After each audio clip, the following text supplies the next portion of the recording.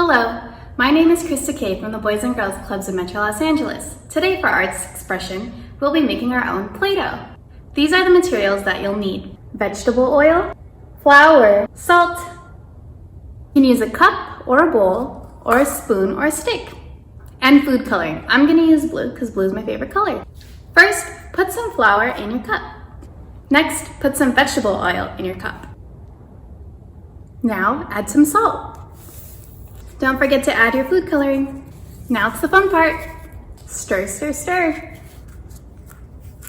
Keep stirring.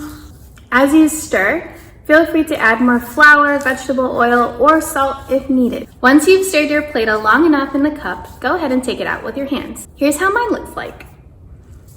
It should be gooey, but still able to stay together, and you can still take it apart. Again, the only ingredients needed to make your own Play-Doh are flour, salt, oil, and food coloring. Have fun playing with your Play-Doh. Can you shape it into a tree? Maybe a car? What about your favorite food? Now you know how to make your own Play-Doh. I hope you had fun today. Stay safe. Bye.